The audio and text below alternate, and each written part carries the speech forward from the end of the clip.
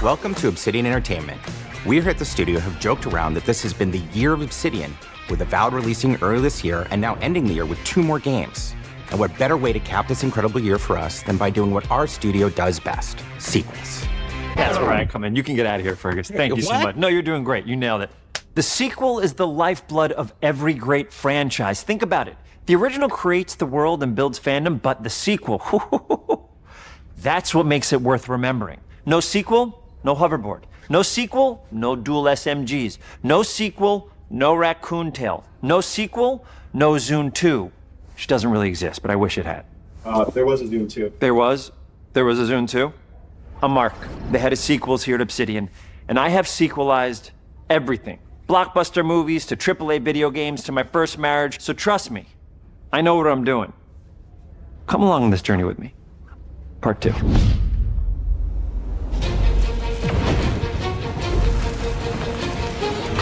Let the killing commence.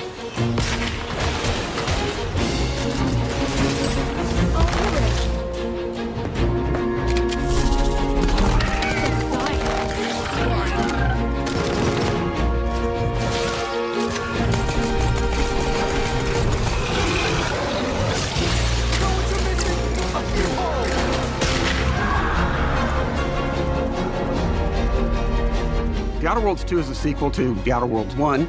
It's a continuation of the themes of robber barons in space and how people are controlled by the stories they're told by the people who have power over them. This time we're able to go a lot deeper because we have more time and money, which is a great thing, and we're able to make it a much more true Obsidian reactive RPG than we were the first time around.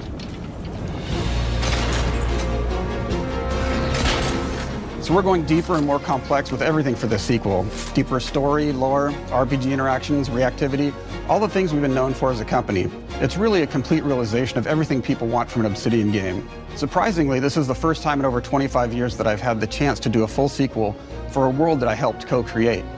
It's really just a fantastic opportunity to explore and expand the universe in interesting ways, and to go even further with the themes of how people are affected by living in a dystopian corporate reality. You can shoot your way through it, you can talk your way through it, you can sneak your way through it. And so no matter what kind of play style that you like, this is just an awesome franchise and an awesome game to jump into, even if it's your first one. The first Outer Worlds was a great base to start from, as it has all the elements of a great Obsidian RPG. Interesting characters, deep worlds, important choices. In the Outer Worlds 2, not only did we want to double down on those elements, but we wanted to give players even more of it. We've also put a lot of investment into skills and traits that impact things like combat, conversations, and areas that we call RPG interactions, which are the part of the world where players can use their specific skills, perks, and backgrounds to solve problems in unique ways in our new, bigger worlds.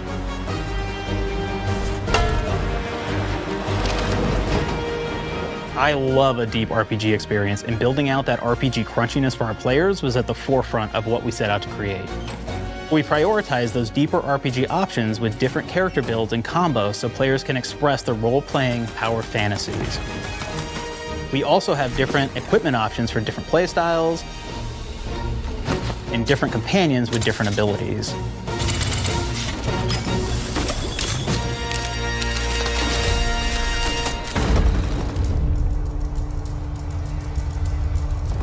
In the first Outer Worlds, you start off as the Stranger, which was basically a blank slate to build on top of with various attribute points that would begin to define your personal experience in the game. You can make any kind of character you want, but we've given you a role. That role is an Earth Directorate agent.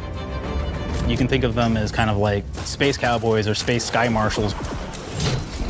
They're the good guys that go into places and kind of fix everything that's wrong. You're gonna be one of those. But we don't tell you why you joined the Earth Directorate. There could have been a lot of different reasons, right? It could have been because you're an actual lawbringer and you want to go in there and spread law throughout the galaxy. It could be that you're a roustabout and you just had nothing better to do. After you pick your background, one of the really important choices you have next is choosing your traits. While we had attributes in the first Outer Worlds, we've leaned into traits for the Outer Worlds 2, which are these big changes to your character depending on which ones you pick. So it could be something like Brilliant, where you can tag extra skills and you start getting extra skill points. And that's obviously really great if that's how you want to build your character. You can also go and do something like Lucky, where you get extra critical chance, and you also get a lot of really cool options throughout the game as well. Of course, we brought back dumb, so players love the dumb option. Tell me, do you believe in signs?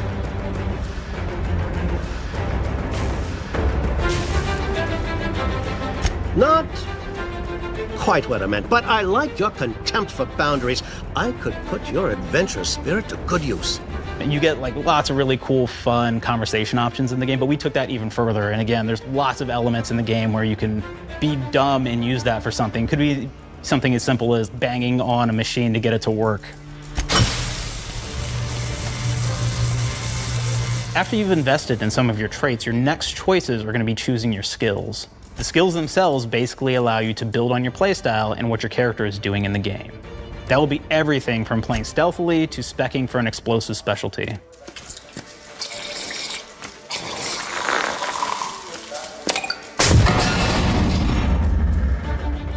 Throughout your entire journey, your character continues to change with the different choices you make.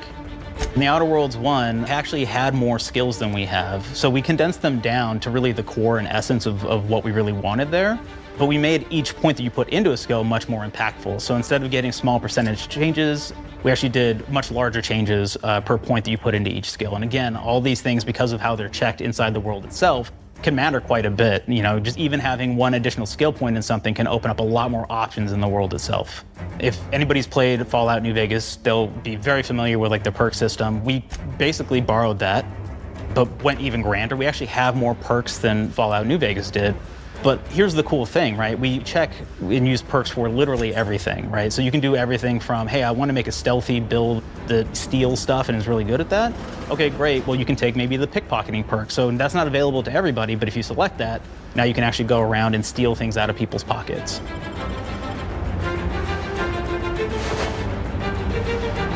There's another perk called heavy-handed, right? Where say you're a melee person, what this does is now your power attacks that you use actually knock people down. Oh man, I really like the serial killer perk. As you start killing people, they will drop hearts. And you can take those hearts, and essentially you're taking these trophies, you could say, and it's actually giving you a permanent health bonus every time you do it. We have this perk called Assassin. Now, this is an early game perk that you can take, which every time you stealth attack an enemy, you're actually going to get a movement bonus for a certain amount of time.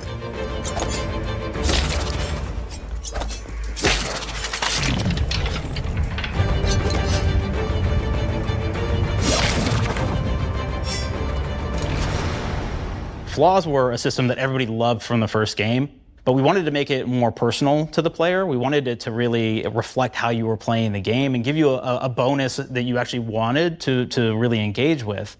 With the flaw system returning, we knew we needed to go bigger, better, and more real than ever before. So we turned to the team. And I told them, no bad ideas. Give me what you got. Okay, we need more flaws. We need them to be real. I want to put them in the game, so give me something. Inspiration. What's wrong with you? Oh, I have bad knees. You got bad knees? They hurt when you walk a lot? Yes. When you walk too much, they hurt? No cartilage. Sounds boring. Makes you sound like a boring person, but it's in the game. I know it. It's a good flaw. What about you? I like to take small things sometimes. So you're stealing? No, I'm taking. When do you give them back? I don't. Claire. Claire, you shouldn't be stealing. What are you doing? You shouldn't be stealing, Claire. Tiny crimes. Tiny crimes? Do you hear the second part, though? It's a crime. Well, You're stealing. Claire, that's wrong. You can't steal things, okay? But it's an amazing flaw, and I'm putting it in the game. But you're a bad person. And are you the one that took my stapler? do you need it? Yeah. Give it back. Okay. Please. You, what do we got? Flaw. I like to stare at the sun. How long did you stare at the sun? Just lunch break. An hour? Oh, I only get 30. You guys get an hour? I get an hour. An hour. Oh. Makes me feel energized. How many fingers am I holding up? 3? No. Anything else? We'll put it in the game. We'll put it in the game because I feel bad for you. Anything else? One of my favorite flaws is something called bad knees. It will actually give you the option to take this flaw that'll make it so that you move faster throughout the game. But the problem is, anytime you stand up, your knees are going to make a loud popping noise that makes it so that, well, everyone around you is going to hear you. There's one called Kleptomaniac. This is really interesting because what it does is when you steal something, you can actually sell it for more bits than normal. And like that sounds really great. The drawback is sometimes when you're looking at things in the world that are owned by somebody else, you'll automatically steal them. So you have to be very careful about how you use them. One of our more wacky perks is the Sun Gazer Flaw, and it just gives everyone cataracts while playing their game. So everything becomes like light shafts and blooms and hazes, and makes the game pretty unplayable if you happen to choose that perk. If you happen to be the type of player that habitually reloads your weapons like I do, well, you'll be offered the flaw of overprepared. Now, you'll get larger magazine sizes on all of your weapons, but if you ever fully empty your magazine, you're gonna take a debuff for a while. While we support options like being a gunslinger who wants to key into destructive weapons, or a rogue who wants to alpha strike their enemies before they know what hit them, we also allow for a lot of fun and experimental builds. You can be a mad scientist who utilizes gadgets and wacky science weapons and armors, or even a psychopath who gains permanent bonuses to health by murdering their friends. Nothing shows the impact of these character build options better than, in my opinion, the bridge area, which has a quest you get early on in Paradise Island.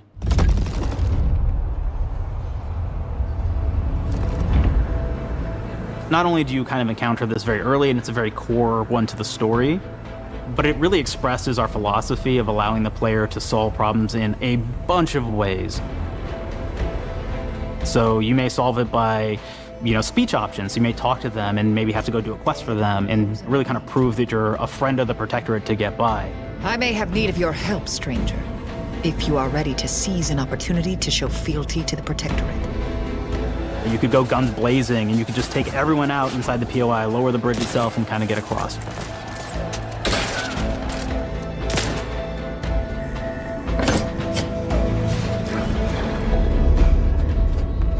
You could sneak in, lower the bridge, and then actually sneak in under the bridge to get over to the other side.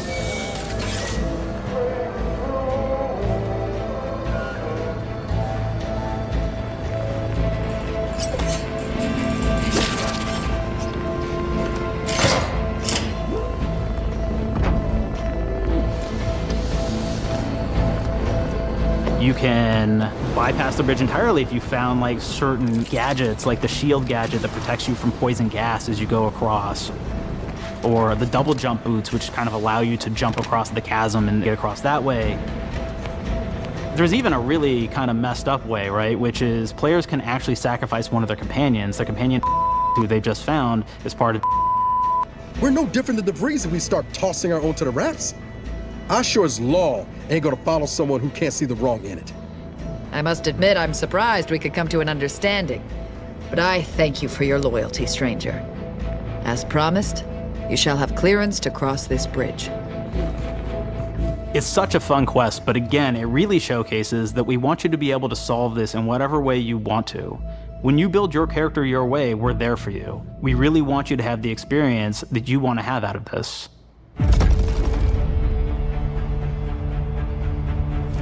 From the very beginning of our discussions about the Outer Worlds, we really knew we wanted every game to take place in a different colony. This lets us expand on all aspects of the universe. Every colony can be its own thing with its own flavor, and we can center them around anything we want. Any ideas or setting we're interested in. Arcadia is an isolated colony with abundant resources, and it's run by an authoritarian faction called the Protectorate. Their dictatorship is thematically based around the question of how much freedom people will give up for security and luxury. For Protectorate subjects, unfortunately, that answer is everything. The Protectorate is also incredibly wealthy because it was founded by the inventor of the skip drives, which are the Outer World's faster-than-light engines. But those skip drives are starting to cause rifts in space-time, which are cutting off all the other colonies on Earth from being able to trade with each other. The Order of the Ascendant is an offshoot of the Order of Scientific Inquiry from the original game, and like them are a science-based religion with the same goal of solving the universal equation, which will allow them to predict and alter the future to the benefit of all mankind. They used to be part of the Protectorate, but they split off to focus on solving the equation for the good of everyone, not as a way to simply control the masses. The player's been sent to Arcadia as an Earth Directorate agent to find out how the skip drives are causing the rifts and what can be done to stop them. Each of the factions have their own solutions to the rift problem and their own goals. The Protectorate wants to close them to protect their legacy as the inventor of the drives and their wealth.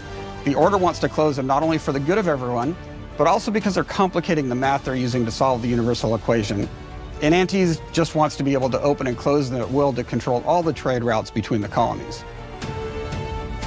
In addition to expanding the themes and lore of the Outer Worlds, we're also expanding the humor, so each faction has its own flavor of absurdity. Anti's Choice is a merger between Anti-Cleo and Spacer's Choice from the original game, and there are corporate representatives in the Outer Worlds too. They've invaded Arcadia to liberate their resources for all of humanity, at a profit, of course. One of my favorite things from Fallout New Vegas is the radio system. It was just iconic for me, and I wanted to make sure that the Outer Worlds 2 had that. So we actually built out 3 different radio stations, one for each of the major factions. You also have a ton of music. Each station might have, like, I think 20 tracks of unique music that we've made for it. It's a lot of stuff. But the really cool part about this entire thing is that we actually put a lot of reactivity into the radio. So it will respond to the things that are going on around the world that you've been interacting with. So if you go into a location, let's say you solve a problem for the Protectorate folks, if you listen to the Protectorate radio station, they're gonna be cheering you on as a hero. Wonderful news, everyone. The Zeranium gas leaks at the Automech repair facility, strongly believed to be caused by Anti's Choice malefactors, have been corrected.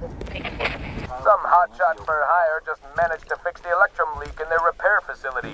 Now, I'm not saying we caused it in the first place, but we sure like the idea of all those broken auto mechanicals and all the excessive gasping and choking involved. The factions and companions are great examples of how we're going deeper and more complex this time around. They're integrated into the game's storyline much more than we did on the first Outer Worlds, and like with everything else in the game, they have a lot more reactivity. There are 6 companions in the Outer Worlds too. As usual, each has their own quest lines, but this time they are also connected to a different faction and have character arcs that the player can affect through their choices. Your first companion is Niles. He's another Earth Directorate agent like you, and he's looking for your help to decide whether he wants to become an even better agent or to turn his back on the Earth Directorate completely. There's also a somewhat cute Automech support drone that is basically Niles' helper. Her name is Val. Marisol's part of the Order of the Ascendant, and she's an aging but still deadly assassin. That's right, she's a deadly mathematician who may or may not have some unfinished business to attend to with the player's help. There's also a cultist named Azza, who is part of a sub-faction that worships the rifts, and in her case, violence in general. You can choose to either turn her away from overt violence or support her chaotic and dangerous tendencies. At one time, Anti's Choice had a program to graft soldiers with animal parts to make them more formidable. Unfortunately, it didn't quite work, and most of them are now dead. There's a combat medic who survived, however, named Inez, and she wants the player to help her fix her graft, among other things. Finally, there's Tristan. He's a Protectorate arbiter who is judge, jury, and executioner all rolled into one heavily armored package. It is your choice to either help him judge wrongdoers or show him what true justice looks like. We definitely have reactivity in the game based on how you've been treating your companions. I won't reveal the end of the game, but let's say if you have not been treating them well, you will find out at the end of the game what that means. Companions are a very, very important part of merchandising, because that's the real beauty of the sequel. We're talking merch, baby. It is the lifeblood. It is what fuels us. Do you want to see some of my ideas? Hop, hop. Check this out. Gen Alpha loves body pillows, especially ones that look like human beings for some reason, right? Who needs a significant other when you could have a knife-wielding space psycho up in your sheets, huh? What do they do with them when they get them, huh? Maybe a little napping, maybe a little snuggling, maybe a little nut.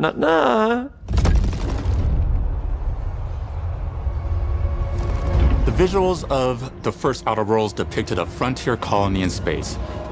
The Outer Worlds 2 is driven by an invasion of the Arcadia colony system by Anti's Choice, which shifts the visuals to be more reminiscent of a World War I-like setting in space. That evolution is seen across all aspects of the game, starting with the factions. How do you militarize everything, including extreme capitalists or math-crazed scientists? In a World War I setting, war comes with propaganda. The Sovereign uses it to maintain control, Anti's Choice uses it to help their bottom line. The Order just wants to show how it exists within the grand plan. We want players to feel like Arcadia is a living, breathing place scarred by a long-standing war. Fairfield, one of the first towns you encounter, was once under Protectorate control, but has recently been taken over by Anti's Choice. They don't just occupy the town, they rebrand it with their signature style, repainting buildings, posting guards, and adding propaganda-based holograms featuring Anti and the Moon Man. Showing the towns evolving after the invasion helps us push immersion for our players. One of our priorities in visually realizing the world of The Outer Worlds 2 was making sure everything is clear and recognizable from the player standpoint. We want to make sure each faction has a particular look and design. So when the player is running across these vast, different environments and landscapes, they're recognizing the motifs and visuals of who they're talking to, what they're going to be talking about, and how that progresses throughout the story. The first Outer Worlds was really about the player interfacing with corporations. And while we have that in The Outer Worlds 2, we really want to express not just the corporations, but how the player interacts with other facets of the world, like government entities or religious structures. And then we elaborate on those. With larger environments, we wanted to encourage exploration by improving player mobility across the board. Now you can run, slide, double jump, mantle and parkour your way through all of the nooks and crannies of these worlds. It really allows the player to just explore and have fun finding really cool stuff.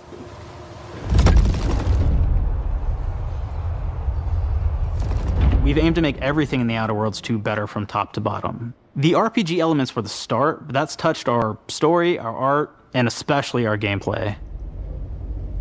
A good sequel is true to the original. That's first and foremost, right? Like, we all want to add in a bunch of things as you're making a sequel, right? We want to make it bigger and better in every way. That's what we were trying to do here. And I thought, we did not need this consultant. We've made enough sequels. We understand how to do this. And I will say, I don't think it's been entirely successful. I am very proud of the combat improvements we have made in The Outer Worlds 2, thanks to my patented combat system. You may be thinking to yourself, it can't be that good. Shush, what are you even talking about? You haven't seen it yet. Watch this. Put a helmet on, because I'm about to blow all of your minds with my COMBAT system, combat system. My name is Mark, I'm the head of sequels. Shall we begin? You're thinking, what's C for? C. Capitalize the fact that the people loved the first game. We're gonna take those people, we're gonna make them buy the sequel, giving out pounds, pounds, pounds. Quick ones, ha, ha, not you, Dev. Here we go. What comes after C? O. Optimize for player satisfaction. I am terrified of online gamers, okay? I wanna make them happy, so let's, okay? All right. Mobilize the players so they're ready for that sweet pre-order. Clap with me. Sweet. If you don't have rhythm, Brandon, just say it. Sweet pre-order. Everybody has a different rhythm, and it's blowing mine. And here we go. B, burglarize. What is this? It's basically just finding new ways to loot dead bodies. You know what I mean? Right, Otis? Okay, well, it's a big part of the game. A, you gotta agonize about how many people are gonna be angry that we have just put so much combat into this thing and almost no romance at all. We should look at ourselves. What is wrong with us? Huh? We can't have one love story in this? How many people have been in love? Raise your hands. Raise your hand if you're in love. Okay, are you lying? I have a wife. Put your hand down. T, trois. In French, that means two, sequel. I think that means 3. Okay, you're getting ahead of yourself. Come on, Claire. We're on 2. And how do we end it? Anything is possible. And we've established that we're the best there is, and there's no sequel better than us. And if I could just say one more thing, thank you very much. I know I've kind of changed the world of video games today. For The Outer Worlds 2, we wanted to improve gunplay in every way. We focused on improving the feel of each weapon, the way a weapon snaps into ADS, the way recoil feels when firing, and how impactful our sound effects really sell the weapon's fantasy, to things like how unique reload animation can add a lot of character to each weapon. We've increased the variety of weapons by including new weapon types, but also through a host of fun and unique weaponry. We have things like the Bourse Blaster that fires out tumors that can explode like grenades, or can even be eaten by the player for additional health. We have a weapon called Rookie's Reward that will actually level up the more you use it throughout the game. And every time it levels up, it's got fun fanfare where it's like shooting out confetti and it's got a fun little setup. We have a really fun weapon called the pop-up gun. It fires out ad drones that will distract your enemies with corporate ads, slogans, and jingles. While your enemies are distracted, you can focus fire on them or explode these drones for additional damage. New to The Outer Worlds 2 are throwables. So you can use frag grenades to flush out enemies, smoke grenades to camouflage and escape, distraction devices to bait enemies into a stealth attack,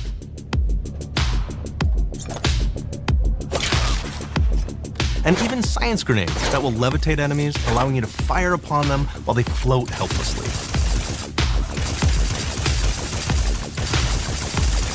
And of course, science weapons are back. We have returning favorites, like the shrink ray. This time it's been upgraded so you can shrink your enemy down to the size of a sprat and run over them, exploding them into bits. The shrink ray, that was probably my favorite one from the first game, so we brought it into the second game, but we improved it though. So instead of shrinking your enemies for a short period of time and having them re-expand, this time they stay shrunk, and we actually added in the ability to step on them and kind of squish them and kick them, because we knew that that was the player fantasy. We knew that's what everybody wanted to do. They wanted to step on the enemies, they wanted to kick them. So we made sure to double down on that stuff. In addition to things like our returning favorites, we also have some really fun and unique new science weapons. One of them is called the Armageddon. This one's really cool because it actually shoots out these masses that are like these little arms that will stick to people or cover or all kinds of different things, and they will continue to just hit them until they get destroyed. And we have another one that's just super cool called the Spectrum Dance Saber. This is a melee weapon that actually lets you attack to a musical beat. And if you continue to do that, you'll actually get additional bonuses each hit you do. One of my personal favorite weapons is called the Big Bang. It's just a big freaking gun that uses material harvested from rifts to shoot out a giant ball of energy, vaporizing everything in its path. Now, ammo's extremely rare for this weapon, but you can use it in just the right situation to devastating effects. Like another great one is Gary. If you wear Gary, he will lash out at your opponents as you're walking through combat. So we even have science armors, and we've really kind of shown off what we thought was really great for the player from a science perspective. We're all about letting people play the game their way. There are some players who prefer to be immersed in a first-person view, taking in all of the details. But there are others who really prefer to take the world in from a third-person perspective. Why not allow both? Well, now you can swap between the two, letting you enjoy the experience in whatever way you like. One of the things I really like about having the third-person mode is being able to see all of the fun and unique armors and armor combinations and weapons that you can equip your player with. All of the actions that you could do in first person, so you're double jumping around, you get to see your character in that way, and you get to take in the world and see things in a different light.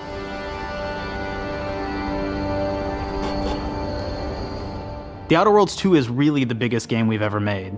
Bigger choices, more reactivity, more weapons, more things to find in each of the worlds the players can visit. The team has done incredible work bringing the Outer Worlds 2 to life, and we can't wait for you to play it. Even though we've always been a multi-project studio, this is going to be the first time we've ever released 3 games in 1 year. It feels amazing to do. We're so excited for more people to be playing our games. It is truly an exciting time here at Obsidian.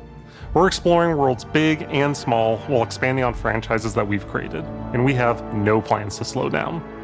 We hope you all continue to come along with us as we do what we do best, make your worlds your way.